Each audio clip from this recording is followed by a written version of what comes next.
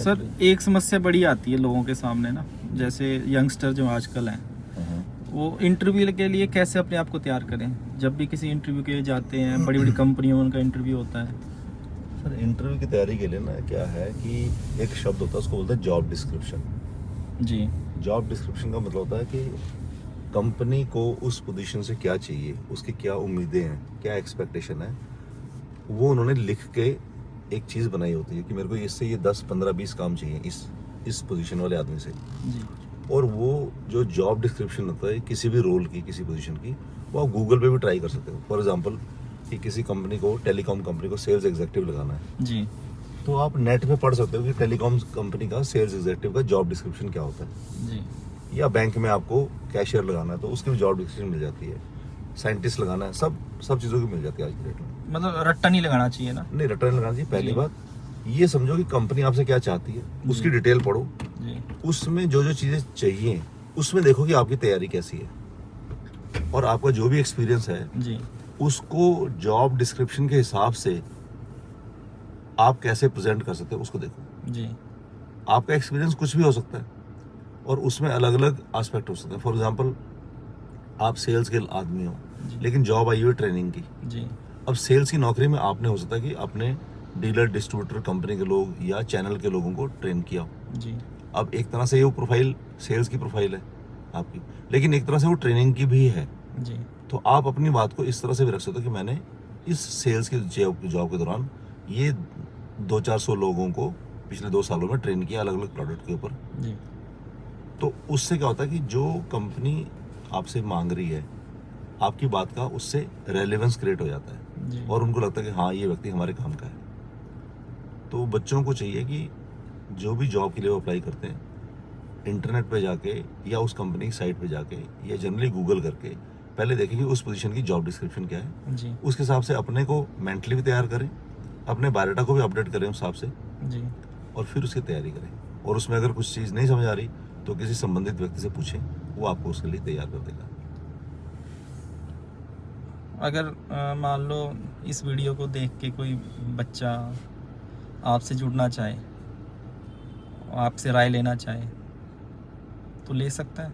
हाँ जी, ले सकते हैं राय। ऐसा होता है कि हम लोग पर्सनली तो अवेलेबल नहीं होते क्योंकि पर्सनल काउंसलिंग बच्चों के लिए समय 1 to 1 निकालना मुश्किल हो जाता है। जी लेकिन अगर वो चाहें तो हम व्हाट्सएप के थ्रू उनको गाइड कर सकते हैं और अपनी वेबसाइट के थ्रू उनको गाइड कर सकते हैं। हम लोग एक ऐसा पोर्टल शुरू करने वाले हैं जिसमें धीरे धीरे इस तरह की सुविधाएं आएंगी जहाँ पे जिनको बच्चों को इस तरह की जो मदद चाहिए हम उनको उस वेबसाइट के थ्रू दे पाएंगे। तो ये तो बहुत बढ़िया हो गया, क्योंकि सर ये तो मतलब बहुत ज़्यादा जो लोग मतलब लोगों को डरा देते हैं, भ्रमित कर देते हैं, ऐसे नहीं ऐसे करो, वैसे नहीं वैसे करो, और फिर बच्चा जो है जो भी आगे जॉब करना चाहता है तो नर्वस हो जाता है। पर आपने उनको बहुत अच्छा और छोटा हल दे दिया, बड़े आराम से वो इस चीज़ को समझें, और मतलब जो मिल सकती है, कॉन्फिडेंस भी होना चाहिए उनके अंदर थोड़ा बहुत, और नर्वस क्यों होना है जब चाहिए कुछ तो। और इसमें एक चीज़ छोटी सी ये भी रहती है कि किसी भी कंपनी में जब आप जॉब के लिए अप्लाई करते हो तो जो उनकी एक्सपेक्टेशन होती है उसके 2 हिस्से होते हैं। एक हिस्सा होता है जिसको हम टेक्निकल स्किल बोलते हैं, यानी उस पर्टिकुलर जॉब में आपसे उनको टेक्निकली क्या चाहिए, और एक होता है उसको बोलते हैं बिहेवियरल स्किल, यानी आपका किस तरह का एटीट्यूड चाहिए। जी वो जॉब बाहर की है, दफ्तर के अंदर बैठने वाली है, कस्टमर के क्लाइंट से इंटरेक्ट करने वाली है, या कस्टमर के या ऑफिस के अंदर ही लोगों से बातचीत करने वाली है, या उस जॉब में आपका किसी से बातचीत होनी नहीं, सिर्फ आपने मेल देखनी है, उस पर जवाब देना है। तो उसके हिसाब से उस जो सॉफ्ट स्किल्स हैं वो अक्सर टेक्निकल स्किल्स से ज़्यादा इंपॉर्टेंट हो जाते हैं। जी फॉर एग्जांपल अगर आप की जॉब किसी भी तरह की है, लेकिन अगर आपका कम्युनिकेशन स्किल्स ही ठीक नहीं है, आप अपनी बात ही नहीं रख पा रहे, आप अच्छी अंग्रेज़ी चाहे ना बोल सकते हो, आप एटलीस्ट हिंदी में अपनी बात को बहुत अच्छे से और क्लियरली जब रख पाते हैं तो उन्हें लगता है कि हाँ इस आदमी को हम अपने विभाग में ले सकते हैं। जी, क्योंकि आजकल सर हम देखते हैं ना, बहुत सारे बच्चों में ये रहता है कि हमें इंग्लिश अच्छी नहीं आती, इंग्लिश अच्छी नहीं आती, और हमें नौकरी नहीं मिल सकती है। उनको इंग्लिश अच्छी आती है इसलिए उनको नौकरी मिलती है। ऐसा होता है प्राइवेट सेक्टर में? ऐसा होता है, और ये बड़ा इम्पोर्टेंट क्वेश्चन है क्योंकि इंग्लिश अच्छी ना होने की वजह से सचमुच बहुत लोगों को आगे चांस नहीं मिलता।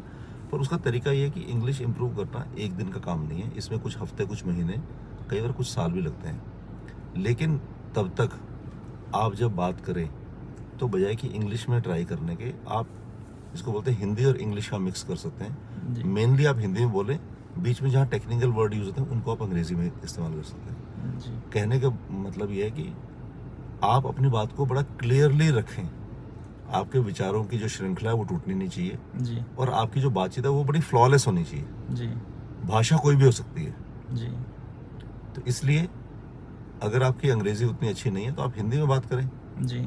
और पैरेलल पीछे से अंग्रेजी में भी अपने को तैयार करने की कोशिश करें। बेसिक ग्रामर क्या होती है, टेंस क्या होते हैं, सेंटेंस स्ट्रक्चर क्या होता है, जी।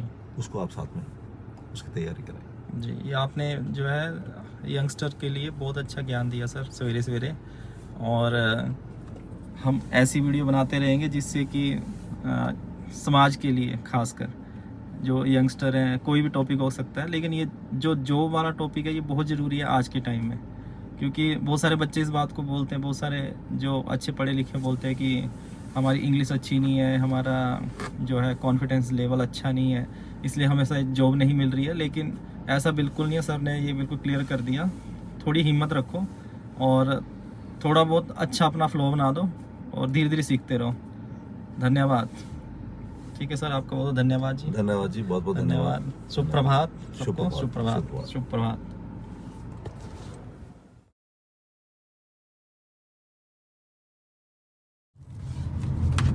सर आप हमें बता रहे थे कि इंटरव्यू कैसे जो है करना चाहिए और कब से शुरुआत करनी चाहिए। इंटरव्यू तैयारी की एक अहम जो पॉइंट है वो ये है कि बच्चे अक्सर जो कोर्स कर रहे हैं ग्रेजुएशन का 3 साल का 4 साल का, उसको करने के बाद फिर क्या करना है तैयारी उसकी कोशिश करते हैं, जबकि असल में चाहिए क्या कि आप एटलीस्ट 2 साल पहले, कोर्स खत्म होने से 2 साल पहले या मिनिमम 1 साल पहले उसकी तैयारी शुरू कर दें। अपना एक ग्रुप बना लें लाइक माइंडेड 2-4 फ्रेंड्स का, और फिर जो भी आप करना चाहते हैं, जिस फील्ड में करना चाहते हैं, जिस तरह की नौकरी आप करना चाहते हैं, उसकी सारी जानकारी जुटाएं। आज की डेट में इंटरनेट पे सारी जानकारी पड़ी है, सारी कंपनियों की, उसमें काम करने की सारी पोजीशंस की, और फिर वही जैसे बात की थी उस पर्टिकुलर पोजीशन में, उस कंपनी में, उस पोजीशन से क्या एक्सपेक्ट किया जाता है in terms of job description, उसको डिटेल में समझ के आप उसकी तैयारी शुरू कर सकते हैं। और आप आपस में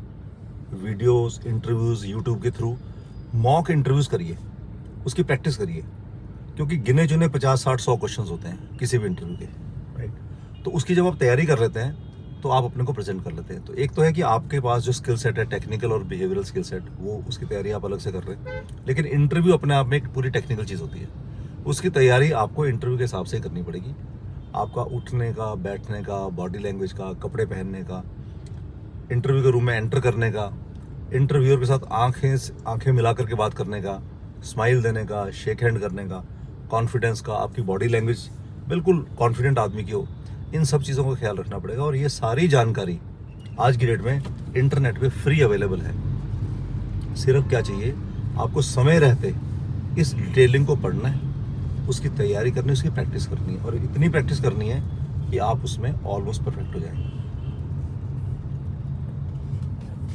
सर ने आज हमें सवेरे सवेरे बहुत अच्छा जो है ज्ञान दिया, नॉलेज दी कि हमें कैसे स्टडी करते करते ही, अपना कॉलेज ख़त्म करने से पहले पहले ही इंटरव्यू की तैयारी करनी चाहिए। स्टडी के बाद नहीं, डिग्री लेने के बाद नहीं, आपका टाइम वेस्ट हो रहा है। सर हमें ये समझा रहे हैं। तो आपको ये जानकारी मिल गई, बहुत बहुत धन्यवाद आपका इस वीडियो को देखने के लिए। आगे भी हम आपके लिए अच्छी अच्छी वीडियो लाते रहेंगे और अच्छा अच्छा ज्ञान लाते रहेंगे। धन्यवाद, बाय बाय।